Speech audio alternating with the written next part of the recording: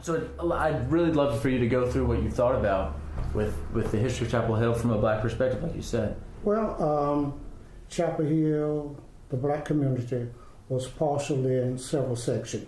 Okay. Windy Hill, I don't know if you've ever heard of that. Where's that? Windy Hill, that is down on Hillsborough Road.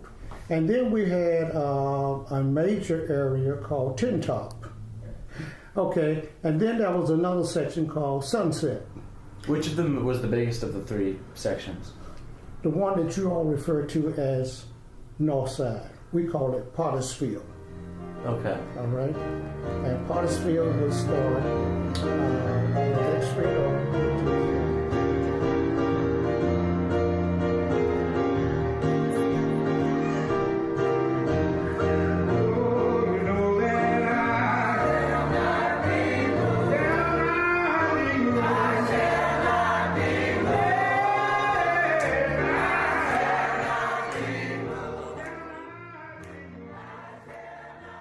When I was in the 7th grade, I had just left Northside Elementary School, the all-black elementary school.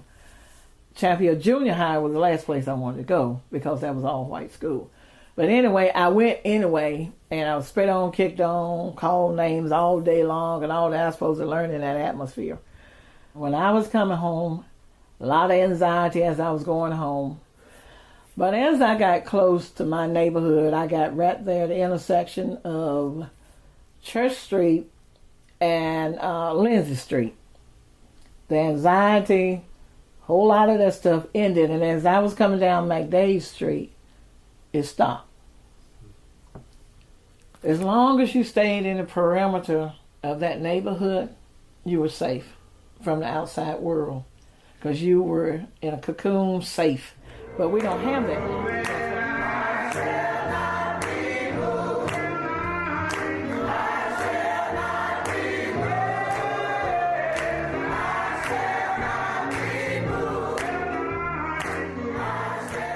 Jackson's motto is "Without the past, you have no future." And Esther Foster, a resident over on Cotton Street, always says that we're nothing without our history. And she's actually the sister of great civil rights leader Harold Foster, who led the local civil rights movement. And I think the importance that we see between the connection of the past and the future here is that here we had the rallies that happened for the civil rights movement right up the street at St. Joseph Street. Here at Hargraves, this was built so that it could house the first black Navy band in the country. Martin Luther King came and spoke here in the early 60s. The sit-ins were planned on the rock wall on McDade Street. But additionally, we just had some of the most historic houses and public institutions and musicians. I mean, just the kind of richness of this history has also all kinds of meaning and implications for our future. In the midst of that, we've had a lot of challenges to that community in the midst of all the drastic change that's happening in Chapel Hill and especially in these communities. But we also see those drastic changes and those challenges as great possibility if we'll all take our pieces seriously.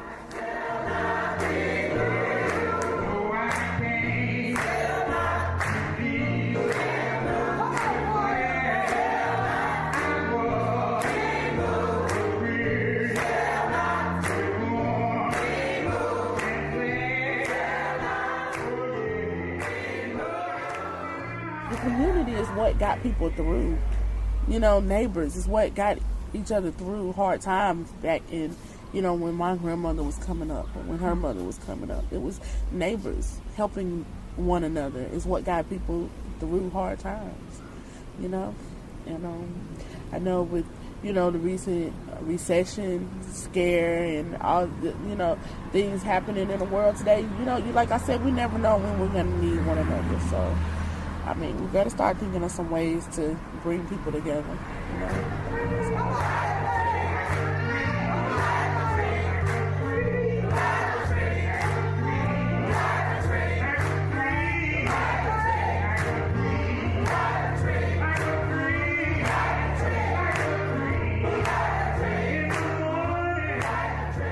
What should someone try to do to be a good neighbor? Well, they can, first of all, start speaking.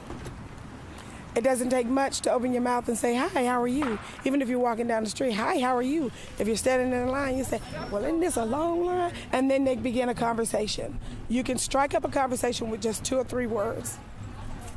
It's not what it would take for somebody else to be a good neighbor.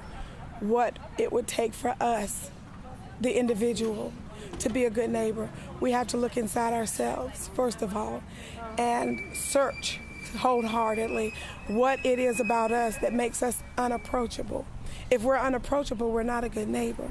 If we walk around with our face tied in a knot, nobody is going to look at us. That's not presenting yourself friendly. You have to show yourself friendly sometimes in order for somebody to speak to you. So we have to search ourselves first before we can even think about stepping out into the community or to our neighbors.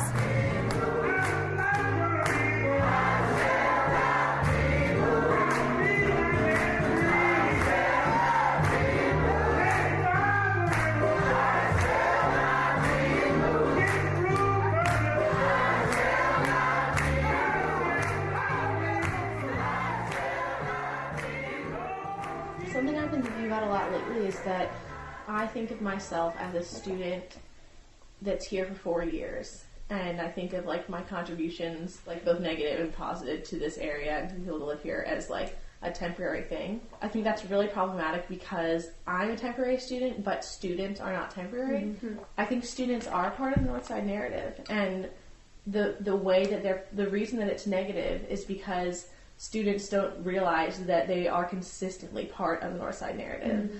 I guess being a good neighbor to me means being more aware of the connectedness between me and the people who lived here last year and the people who lived here the year before, the year before, the year before, that we are students, and that like even though what I do may not carry on through me personally, that we're creating some sort of pattern and some sort of cycle, and to be intentional this year means that it creates some kind of legacy, just as like we think so much about what it means to be a Tar Heel on the Carolina Way, even though what each student does on a 4-year basis is really different. But like we think that there are patterns. So if there are patterns in being a Tar Heel, why can't there be positive patterns in being a member of this community? All right, this is Mr. Robert Revels, consummate godfather, grandfather to all young people. I know it's going to be strong.